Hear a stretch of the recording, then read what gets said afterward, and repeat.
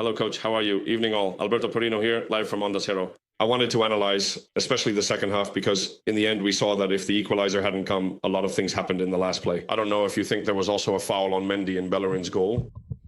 Yes, for me it was very clear. In situations like these, it doesn't require much when you're using your body. If they manage to destabilize you even slightly, you go to the ground. But for that, well, you need to have some understanding of football, which I think is a problem we face. And many people, especially those who are responsible for making decisions in these situations, don't really know or understand. But well, it's become clear that we're experiencing yet another disappointment in the final minutes, similar to what has happened to us on many other occasions before. And well, it's a result that I really think we didn't deserve at all, because we had several good chances. Also, a very clear penalty in the first half that I believe could have closed the match. Hello, Coach. This is Sergio Quirante, live from DAZN. I would like to know how Kylian Mbappe is. We saw that he was making a gesture to be substituted. What happened to him? Did he leave with the medical staff? How is he? I don't know. I truly have no idea. He felt some discomfort, and well, we'll see how he evolves over these coming days. Vendredi 24 avril 2026. Il est 23 heures passées à Séville. Et dans le stade de la Cartuja, un seul homme peut regarder cette soirée avec un sourire. Un seul. C'est Hector Bellerin, l'arrière droit du Real Betis, qui vient de planter un but à la 94e minute pour arracher le nul. Un but de banc de touche. Un but de bout de pied dans une surface confuse. Un but qui, symboliquement, vaut bien plus qu'un point. Ce soir-là, le Real Madrid avait pourtant besoin d'une victoire. Pas d'un nul. Pas d'un beau match.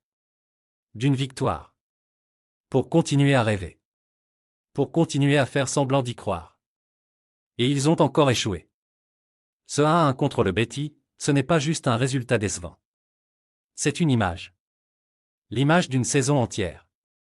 Une saison qui, au fil des mois, ressemble de plus en plus à un désastre silencieux pour le club le plus titré de l'histoire du football mondial.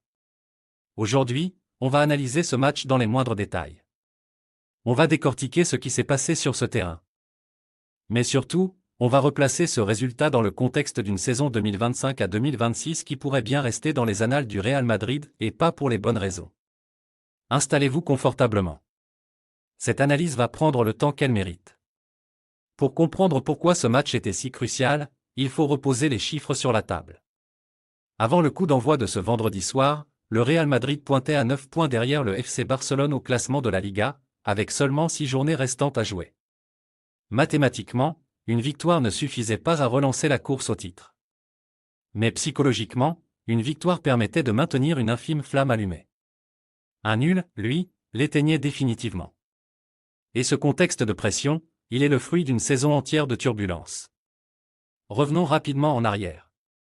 En mai 2025, le club prend une décision qui surprend tout le monde, il se sépare de Carlo Ancelotti, le coach qui avait ramené la Ligue des Champions et la Liga à Madrid.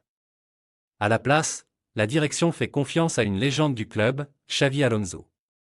L'ancien milieu de terrain passé par Liverpool, le Real et le Bayern, qui venait de performer des miracles à Leverkusen, débarque avec une aura immense et un projet ambitieux. La saison démarre avec de bons résultats en apparence. Mais les fissures apparaissent vite. Une lourde défaite 2-5 contre l'Atlético de Madrid dès septembre 2025.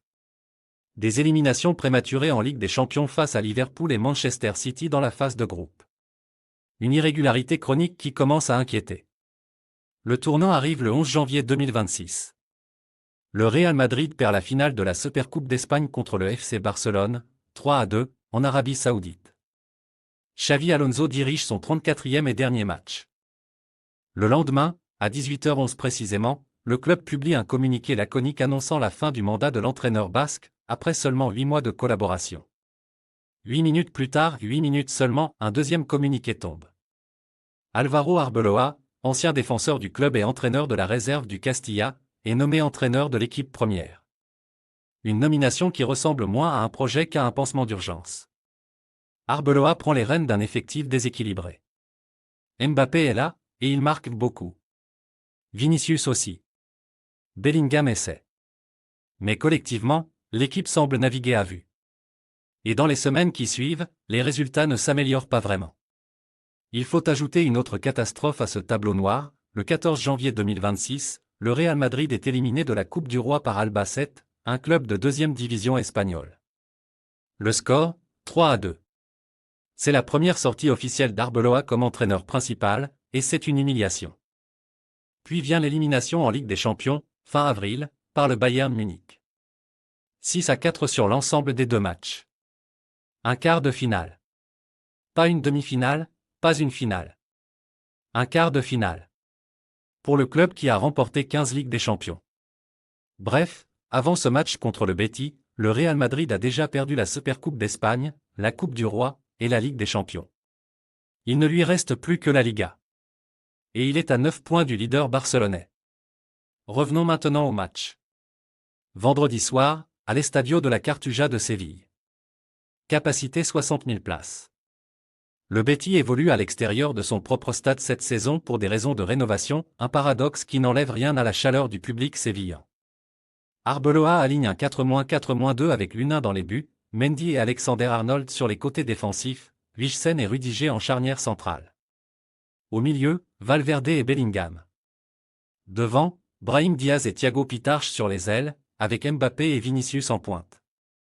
Pelletier, chef du banc du Betis, opte lui pour un 4-2-3, un classique avec Bakambu en pointe et Anthony, l'ancien de Manchester United, sur le flanc gauche. Le match commence sur un bon tempo madrilène. Dès la 13e minute, Alexander-Arnold trouve Mbappé dans la profondeur. Le Français se retrouve en position idéale. Et il rate complètement son geste. Complètement. C'est le premier signe. Un signe que la soirée ne sera pas simple pour lui. Mais à la 17e minute, le Real prend l'avantage. Federico Valverde décoche une frappe, le gardien Alvaro Valle la repousse maladroitement, et Vinicius Junior est là, à l'affût, pour pousser le ballon au fond du filet. Son 13e but en Liga cette saison.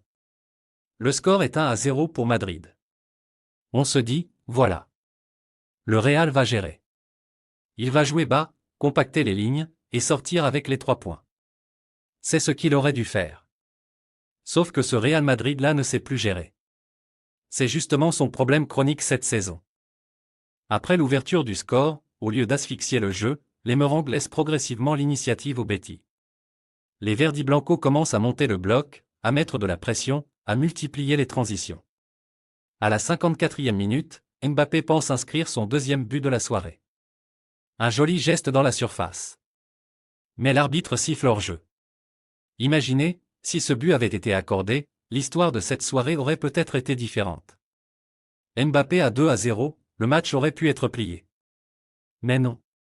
Le score reste 1-0 à l'heure de jeu. Et c'est là que ça devient inquiétant. Vinicius loupe une énorme occasion à la 86e minute. Un face-à-face qu'il gâche. Et quelques minutes plus tôt, Mbappé, gêné musculairement, demande son remplacement. Il cède sa place à Gonzalo Garcia à la 81e minute. Il s'en va seul vers les vestiaires, sans regard vers ses partenaires, pendant que la pression du Betis monte. Puis vient la dernière action du match. 90e minute, temps additionnel. Le Betis lance une attaque confuse dans la surface madrilène. Ferland Mendy perd son duel physique contre Anthony. Ça amène un centre, une situation brouillonne, un ballon mal renvoyé par la défense blanche. Et Hector Bellerin, arrière droit revenu au Betis, reprend le cuir d'une frappe instinctive et trompe Luna. 90e minute plus 4. La Cartuja explose. Et dans le camp adverse, c'est le silence et les têtes baissées. Ce qui rend ce but encore plus cruel, c'est qu'il n'est pas volé. Il est la conséquence logique d'une équipe qui subit physiquement et mentalement dans les dernières minutes. C'est la conséquence d'une ligne défensive qui laisse trop d'espace.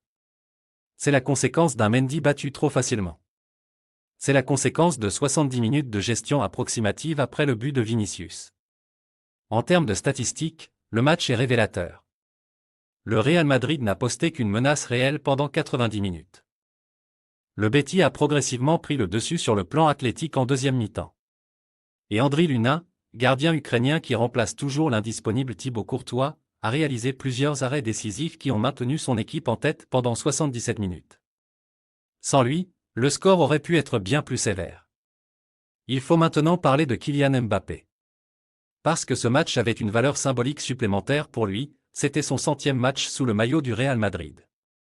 Toutes compétitions confondues. 100 matchs. Et sur le papier, les chiffres sont monstrueux, 85 buts, 11 passes décisives. Des statistiques dignes des plus grands joueurs qui ont porté cette tunique blanche. Pour la Ligue des Champions seul, il a été le meilleur buteur de la compétition cette saison. Alors pourquoi ce sentiment de gâchis? Pourquoi, malgré ces chiffres, quelque chose cloche? Parce que les buts individuels ne suffisent pas à faire gagner une équipe si le collectif ne fonctionne pas. Parce que Mbappé, comme souvent cette saison, a livré une performance décevante face au Betis. Il a raté une occasion nette en début de match. Il a eu un but refusé pour hors-jeu. Et surtout, il a demandé à sortir à la 81e minute, avec son équipe qui devait tenir un avantage précaire. Une gêne musculaire, dit-on. Peut-être. Mais le symbole est là. Le capitaine de l'équipe de France, la star censée porter le Real Madrid vers les trophées, est rentré au vestiaire 10 minutes avant la fin d'un match que son équipe devait absolument gagner. Et il y a un chiffre qui en dit long sur la forme récente du Français, sur ses 6 derniers matchs de Liga, il n'a inscrit qu'un seul but. Son compteur en championnat est bloqué à 24 réalisations. C'est bien. Mais ça n'a plus rien à voir avec la première partie de saison où il semblait irrésistible. Ce que cette saison révèle, c'est une vérité inconfortable, Mbappé est un scoreur d'élite, l'un des meilleurs attaquants au monde en termes purs. Mais il ne fait pas encore basculer des équipes. Il ne porte pas un effectif sur ses épaules comme Benzema le faisait. Il ne crée pas pour les autres. Et dans les grands moments, les moments où une équipe a besoin de quelqu'un pour prendre les commandes et changer un scénario défavorable, il manque souvent à l'appel. Au final, ce 100e match restera dans les mémoires non pas comme une célébration, mais comme un symbole de tout ce qui ne va pas, des statistiques individuelles brillantes dans une équipe qui ne gagne rien.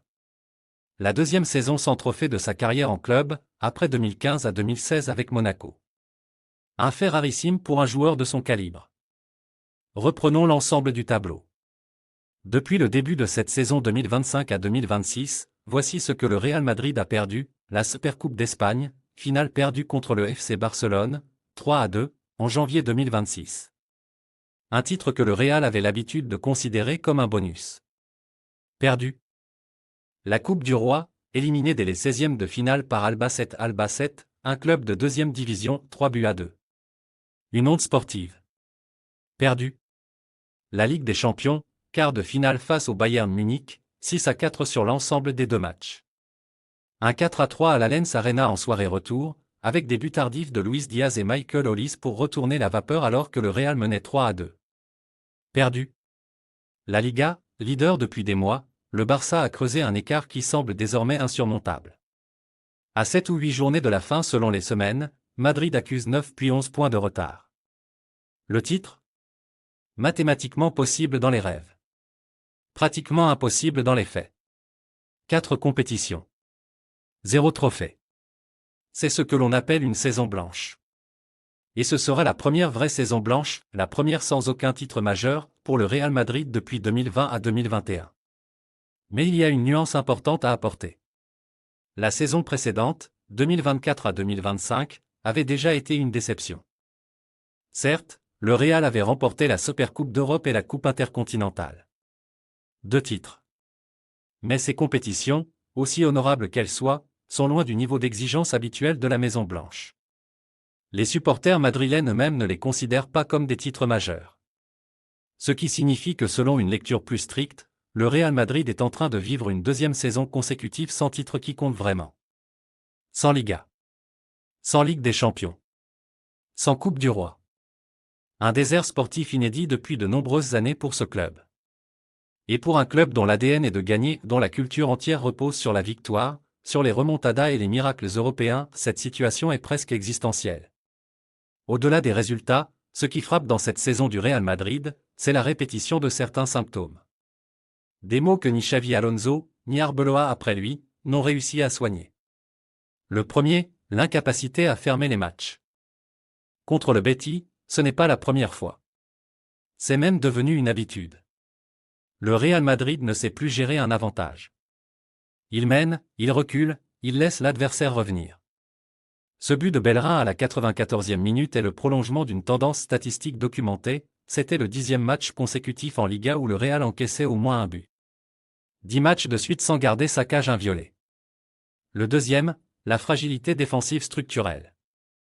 Avec l'absence prolongée de Thibaut Courtois, le Real a dû s'appuyer sur l'U1, qui se débrouille très bien mais ne peut pas compenser seul les lacunes défensives d'un bloc mal organisé. Et quand Mendy se fait battre physiquement par Anthony sur l'action du but Betis, c'est un problème collectif que l'on pointe, pas juste une erreur individuelle.